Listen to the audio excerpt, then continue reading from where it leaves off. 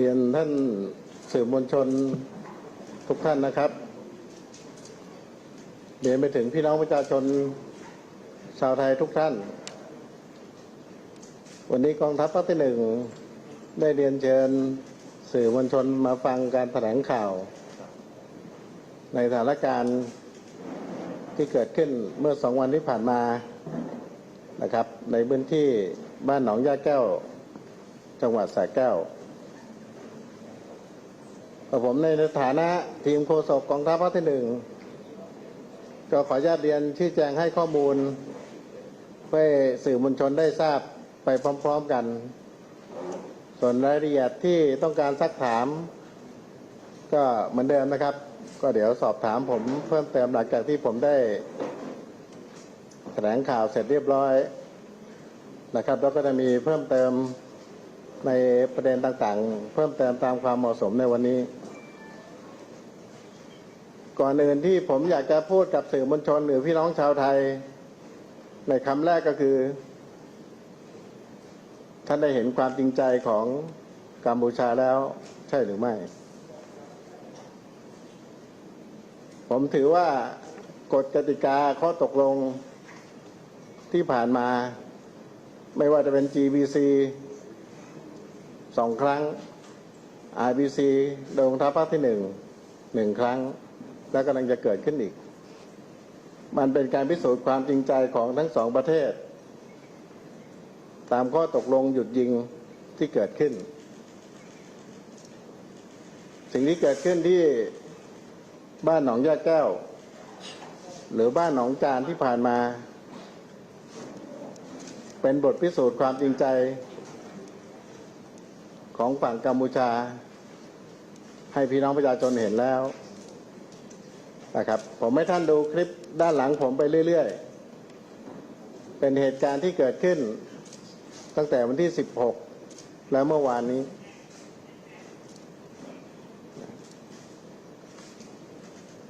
สิ่งที่กองทัพภาคที่ 1ได้พูดไปทุกครั้ง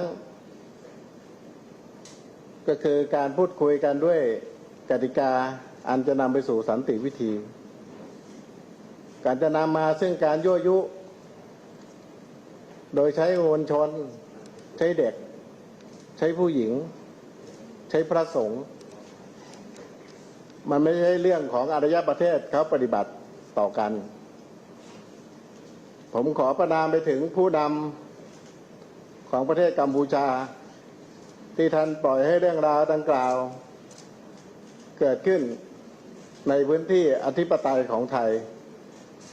ผมขอยืนยันว่ามันคือพื้นที่อธิปไตยของไทยตามที่เราได้ให้ข้อมูลมาอย่างต่อเนื่องพื้นที่การวางแนวลวดหนามเพื่อป้องกันตนของฝ่ายเราหลังจากปฏิบัติการในช่วงที่ผ่านมา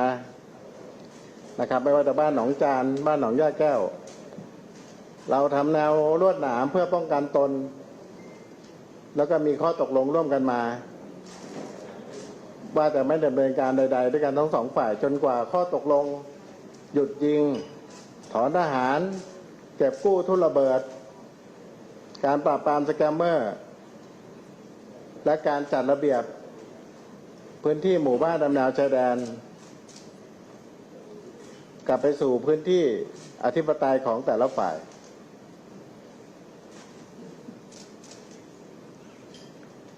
ภาพที่พี่น้องประชาชนเห็นเมื่อวานเป็นบทพิสูจน์ให้พวกเราเห็นแล้วว่าสิ่งที่ผู้นำกัมพูชาปล่อยให้เกิดขึ้นแล้วยังนำไปบิดเบือนต่อการออกข่าวอย่างต่อเนื่องที่ผ่านมาว่าเป็นการทำร้ายประชาชนของฝ่ายกัมพูชาอ้างว่าเป็นพื้นที่ของประเทศเป็นข้อบิดเบือนโดยแท้จริงนะครับฝ่ายไทยกองทัพภาคที่ 1กองกำลังบูรพาท่านผู้ว่าราชการจังหวัดสระแก้วท่านผู้การตำรวจ เราได้ใช้ความอดทนมาตลอดระยะเวลาเพราะฉะนั้นผมขอประนามซ้ำไปยังผู้นำฝั่งกัมพูชาที่ใช้เด็กผู้หญิงใช้พระสงฆ์มายั่วยุอย่างต่อเนื่องต้องการสร้างภาพลักษณ์การปฏิบัติการทำร้ายออกไปผมก็ขอเรียนว่าเราไม่ได้หลงทางตามที่ท่านแม่ทัพภาคที่ 1ท่านได้เคยชี้แจงไว้ตอนที่ท่านลงพื้นที่บ้านหนองจานเรารู้เราทราบว่าเขาจะใช้วิธีนี้แต่เราก็ได้พยายามบอกแล้วยื่นแล้วว่าท่านอย่าสุดท้ายเหตุการณ์ก็เกิดขึ้นแต่กองทัพภาคที่ 1ไม่ได้หวั่นไหวแต่อย่างใดเรารู้เราทราบเราจึงได้มีการเตรียมกำลังกองร้อยควบคุมฝูงชนก็ต้องขอบคุณท่านผบ.ตำรวจแห่งชาตินะครับท่านผู้การตำรวจจังหวัดสระแก้วว่าพื้นที่รับผิดชอบตามแนวชายแดนเป็นพื้นที่ของกองกำลังบุรพาโดยท่านผบ.กองกำลังบุรพารับผิดชอบพื้นที่แต่ในเมื่อฝั่งตรงข้ามไม่ได้ใช้กำลังทหารผมขอเรียนว่าทหารเหมือนที่ผมแต่งตัวอยู่เนี่ยทหารก็ต้องปฏิบัติต่อทหารความหมายก็คือผมก็จะสู้กับทหารนั่นคือสิ่งที่ยึดถือปฏิบัตินะครับแต่ไม่ใช่ท่านนำเอาประชาชนของท่านไม่สนใจความรู้สึกหรือร่างกายพี่น้องประชาชนของท่านเอาเข้ามาลุกล้ำพื้นที่อธิปไตยแนวชายแดนซึ่งทุกอย่างเราได้มีประกาศมีแจ้งมีกติกาเป็นสากลมาอยู่แล้วนะครับท่านนำพระสงฆ์ผมขอฝากไปถึงพระสงฆ์กัมพูชาด้วยถ้าท่านจะมาแสดงแบบนี้ผมว่าท่านไปศึกซะดีกว่านะครับท่านไปศึกท่านไปสมัครมาเป็นทหารนะครับแล้วก็ท่านค่อยมาพร้อมมาปฏิบัติต่อกันนะครับก็ฝากอย่าทำในลักษณะแบบนี้มันผมต้องเรียนสื่อมวลชนพี่น้องประชาชนว่ากองทัพภาคที่ 1เรามีการปฏิบัติที่มีอารยะมีขั้นตอนต่างๆนะครับตามที่เรียนวันการปลุกระดมยั่วยุมวลชนถ้าท่านเห็นในภาพเนี่ยท่านจะเห็นว่ากำลังฝ่ายทหารเขาไม่ว่าจะเป็นตำรวจทหารดูเหมือนจะมาช่วยป้องกันประชาชนแต่ถ้าท่านดูหลายภาพช่วยดึงช่วยลื้อถามว่ามันคืออะไรเมื่อเราตกลงกันไปแล้วว่าแนวลวดหนามที่เราวางเป็นการป้องกันตนอยู่ตรงไหนคืออยู่ตรงนั้นนะครับนอกจากท่านไม่ช่วยห้ามปรามแล้วท่านยังมาผสมลงแล้วกันนะครับถามว่ามวลชนใช่หรือไม่สิ่งที่เราพบเห็นคือวัยรุ่นเด็กหนุ่มเด็กชะกัน100-200 คนพร้อมไม้ที่สำคัญสถานการณ์ที่เราต้องระมัดระวังเพิ่มขึ้นท่านไม่ได้ดำเนินการแบบสันติวิธีนอกจากไม้อะไรต่างๆด้วยวัยรุ่นแล้วสิ่งที่ท่านเพิ่มเติมมามีผลต่อการทำร้ายเจ้าที่ฝ่ายเราคือหนังสติ๊กผมถามว่าท่านลองถูกยิงด้วยหนังสติ๊กดูแล้วมันจะเป็นอย่างไรมันยิ่งกว่ากระสุนยางมันมีความรุนแรงนะครับเพราะฉะนั้นผมเรียนถึงพี่น้องประชาชนว่าเราต้องมีความรอบคอบและมีการป้องกันตนเองของเจ้าหน้าที่ซึ่งเมื่อวานเราใช้กองร้อยควบคุมฝูงชน2 กองร้อยพร้อมด้วย เจ้าที่ทหารพรานเจ้าที่ตำรวจฝ่ายหญิงอสเข้าดำเนินการตึงกำลังแล้วก็ผลักดันตามขั้นตอนตามสมควรแก่เหตุนะครับ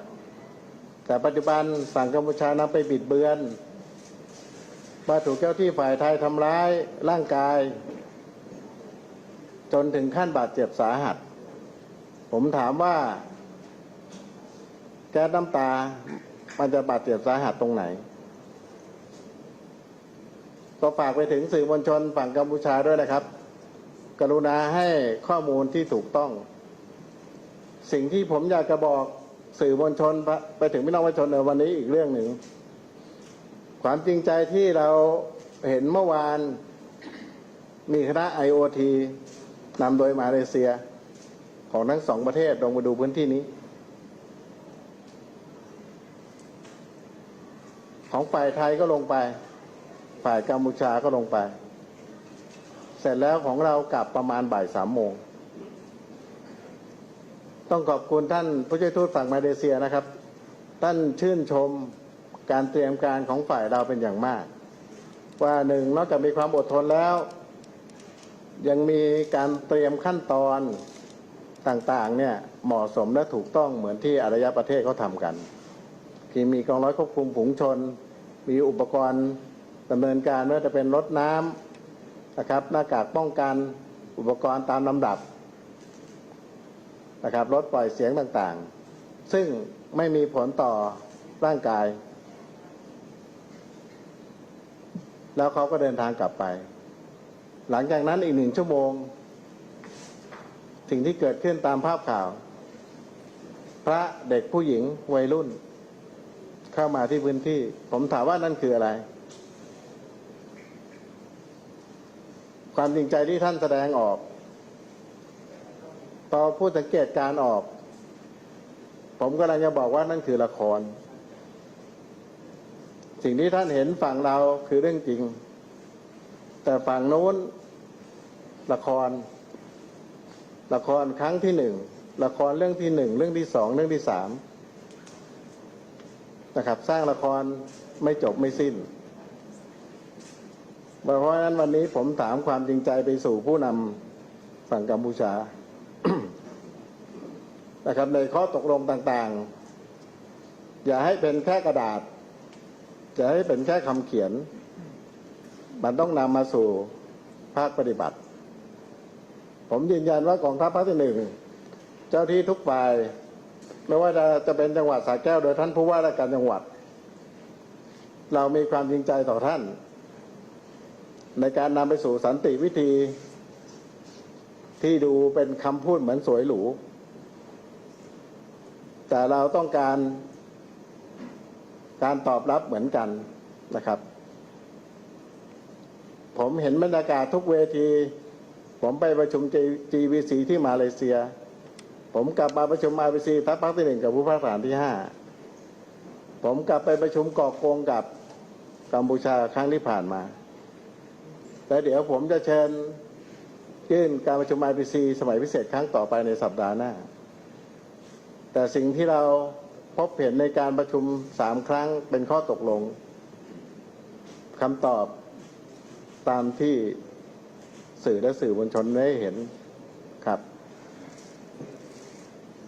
แต่ผมไม่ได้หวั่นไหวไม่ได้หวั่นใจอะไรทุกอย่างเหมือนที่ผมเคยแถลงข่าวคราวที่แล้วเราเป็นผู้ใหญ่ใจดีมามากแล้ว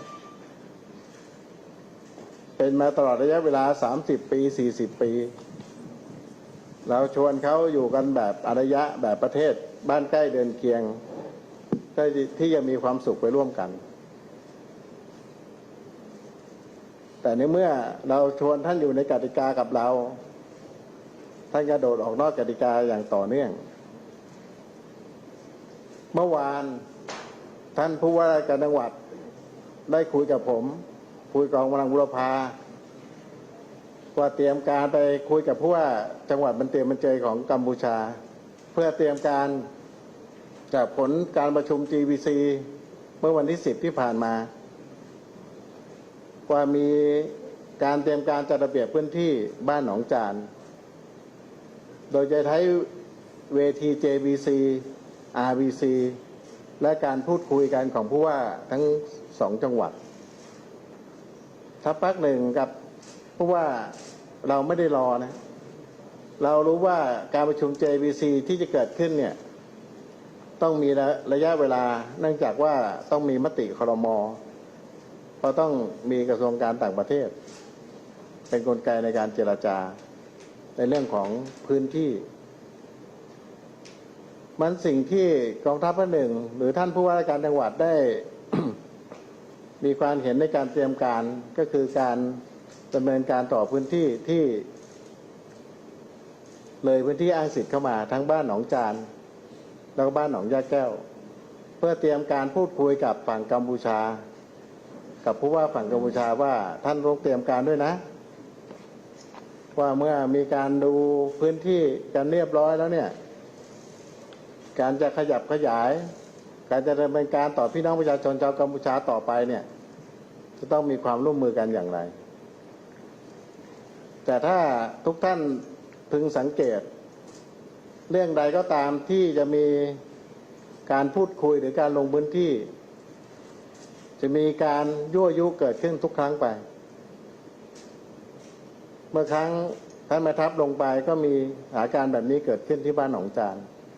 เมื่อวานท่านผู้ว่าข้ามไปพูดคุยก็เกิดขึ้นที่บ้านหนองยาแก้วมันแสดงถึงอะไรมันแสดงถึงสันติวิธีการตอบรับซึ่งกันและกันใช่แล้วหรือไม่แต่ก็ไม่เป็นไรครับเราแสดงเจตจำนงที่จะพูดคุยหารืออยู่เหมือนเดิมแต่เราไม่เป็นผู้ใหญ่ใจดีอีกแล้วนะครับก็ขอเรียนว่ากฎหมายกติกาเราได้ทำหนังสือแจ้งไปทางกัมพูชามาตามลำดับและได้ประกาศให้ทราบแล้วว่าหากมีการละเมิดอธิปไตยหรือผิดข้อตกลงเราจะปฏิบัติตามขั้นตอนเบาไปหาหนักใช้กฎตามกฎหมายของประเทศไทยราชอาณาจักรไทยดำเนินการต่อท่านที่ลุกล้ำเข้ามานะครับอย่างสุขุมรอบคอบนะครับผมฝากไปทางผู้นำทางกัมพูชาด้วยถึงพี่น้องประชาชนว่าอย่ามายั่วยุอีกเลยนะครับท่านเลิกที่จะยืนอยู่ข้างหลังผู้หญิงได้แล้วนะครับหมดเวลาแล้วสิ่งที่เราจะบอกสื่อมวลชนเพิ่มเติมไปก็คือที่ผมบอกถึงความจริงใจหลังจากเหตุการณ์สถานการณ์เมื่อตอนเย็นจนถึงหัวค่ำกัมพูชานำคณะ IOT ลงพื้นที่มาอีก1 ครั้งตอนเวลา1 ทุ่มผมถามว่าคืออะไรท่านพาเขามาดูแล้วท่านลุกล้ำเกินอำนาจผมจะบอกว่าแนวลวดหนามนั่นคืออธิปไตยของไทย IOT ไม่มีสิทธิ์ที่ท่านจะเดินเข้ามาถึงแนวลวดหนามเพราะนั่นคืออธิปไตยของไทยข้อตกลงของการปฏิบัติงานของ IOT ทั้ง2 ประเทศผมฝากไปถึงผู้แทน IOT ด้วยนะครับอธิปไตยของใครก็ของใครเหมือนที่ผมบอกเป็นมอตโต้ของโฆษกกองทัพภาคที่1ก็คือผมยืนยันว่าแผ่นดินของเราก็ต้องเป็นแผ่นดินของเราต่อไปนะครับเพราะฉะนั้น IOT ทางด้านกัมพูชาท่านมีสิทธิ์แค่ในประเทศของกัมพูชาท่านไม่มีสิทธิ์เดินเข้ามาในพื้นที่นะครับเพราะฉะนั้นเราจะทำหนังสือประท้วงโดยกรมข่าวทหารไปยังท่านว่าท่านต้องยึดถือหลักเกณฑ์และกติกาเพราะเมื่อท่านถูกสร้างมานะครับเพื่อเป็นผู้สังเกตการณ์นะครับผมฝากไปถึงคณะ IOT ด้วย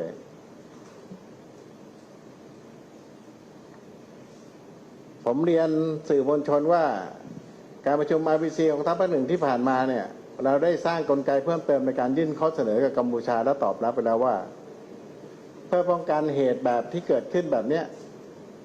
ระหว่างที่เรากำลังตั้งคณะทำงานชุดเล็กเหมือนที่ผมบอกระดับอำเภอ นะครับเพื่อมีการพูดคุยกันระหว่างข้อตกลงที่ยังดำเนินการกันอยู่ในหลายเรื่องเนี่ยอย่างน้อยก็ต้องมีผู้บังคับหน่วยทหารในพื้นที่ต่อสายและพูดคุยกันเพื่อไม่ให้เกิดการลุกลามและบานปลายเช้าเมื่อวานผู้การการกรมเฉพาะกิจนัดพูดคุยกับผู้นำทหารฝั่งกัมพูชาที่บริเวณบ้านหนองยะแก้วเวลา 8 โมงเช้าไม่ทราบมีภาพนะ โดยผู้บังคับการได้แจ้งไปว่าอย่าให้เกิดสิ่งที่เกิดขึ้นเมื่อวันที่ 16 อีกให้ท่านด้วยห้ามปรามได้มีมาตรการอย่าให้ประชาชนเข้ามายั่วยุบริเวณแนวรั้วหนามอีกสิ่งที่ผอ.หน่วยทหารกัมพูชาตอบกลับมาก็คือยืนเฉยๆยืนนิ่งๆฟังเฉยๆไม่ตอบอะไรนั่นคือความจริงใจที่เราได้รับกลับมามันเมื่อเราได้รับสัญญาณมาแบบนี้แล้วก็คือสิ่งที่เราได้เตรียมการแล้วก็เป็นตามสถานการณ์เมื่อเย็นนั่นแสดงถึงความจริงใจที่เราได้รับมาแล้วนะครับวันนี้ผมถึงได้เรียนข้อเท็จจริงต่างๆที่เกิดขึ้นมีคำถามบางคำถามถามว่าทำไมใช้ตำรวจโดยพื้นที่นั้นไม่ใช่พื้นที่ทางการอาหารหรือ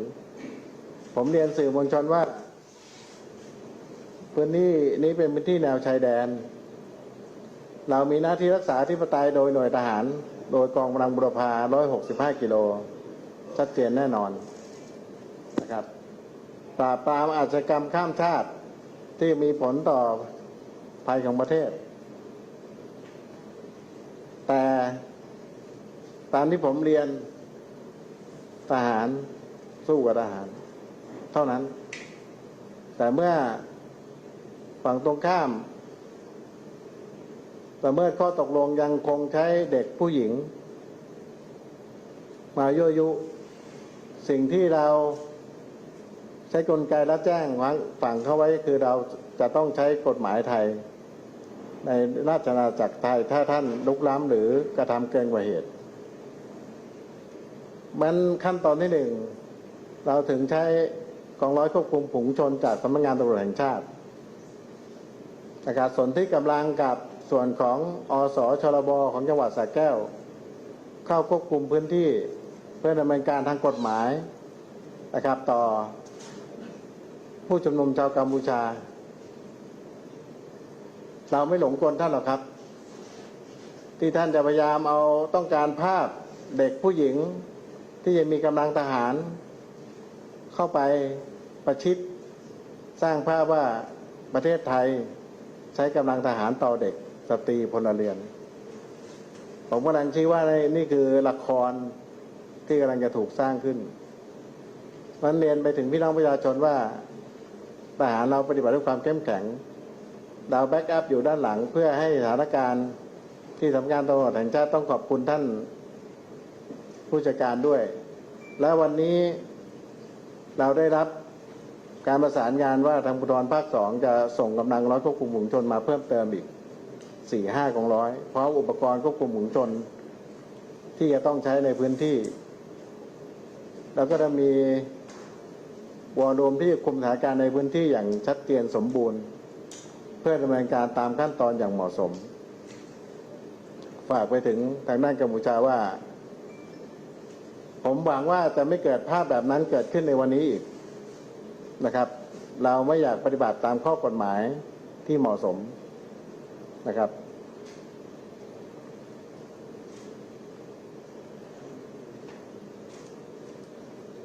บางคำถามว่าจะปฏิบัติอะไรต่อก็ตามที่ผมเรียนนะฮะวันนี้เรายกระดับมาตรการความเข้มข้นขึ้นมาแล้ว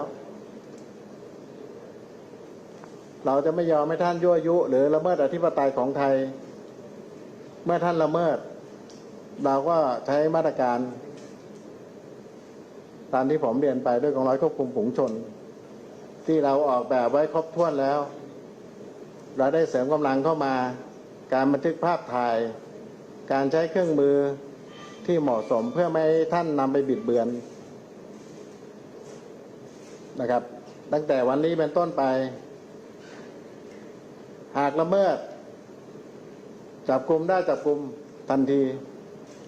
ขนขึ้นรถผู้ต้องหานำเข้าดำเนินคดีฝั่งไทยใช้กฎหมายสูงสุดที่กำหนดว่าเข้าข่ายไหนดำเนินคดีตามนั้นก็เรียนให้พี่น้องประชาชนได้รับทราบบางท่านถามมาว่าทำไมเจรจาประนามอยู่เท่านั้นก็ไม่ใช่นะวันนี้คือสิ่งที่ผมบอกไปแล้วว่าเราดำเนินการยกระดับตามขั้นตอนที่เหมาะสมแล้วแต่ในเมื่อมีข้อตกลงหยุดยิงพูดง่ายๆว่าการใช้กำลังทหารด้วยกันทั้งสองฝ่ายไม่ว่าจะเป็นพื้นที่ทัพภาค2ทัพภาค1กองกำลังจันทบุรีตราดเราก็ยินดีจะปฏิบัติตามข้อตกลงตามนั้นนะครับมันท่านจะยุอย่างไรท่านเลิกซะเถอะ อย่าทำเป็นเด็กงองแงขี้ฟ้องเอาภาพไปบอกประเทศโน้นประเทศนี้ละครจบได้แล้วละครเรื่องนี้ผมกำลังจะเชิญท่านประชุม RBC ในวันที่24 25 26สัปดาห์หน้าฝากไปท่านผอ.ภูมิภาคทหารที่ 5ขอให้สถานการณ์มันเหมาะสมกับการเจรจาขอความจริงใจที่ท่านรอพูดคุยกับเราอยู่เพื่อพี่น้องประชาชนของทั้งสองประเทศผมไม่อยากใช้คำว่า20-30 ปีเปลี่ยนสนามรบเป็นสนามการค้าท่านต้องการจะเปลี่ยนกลับไปหรือใช่หรือไม่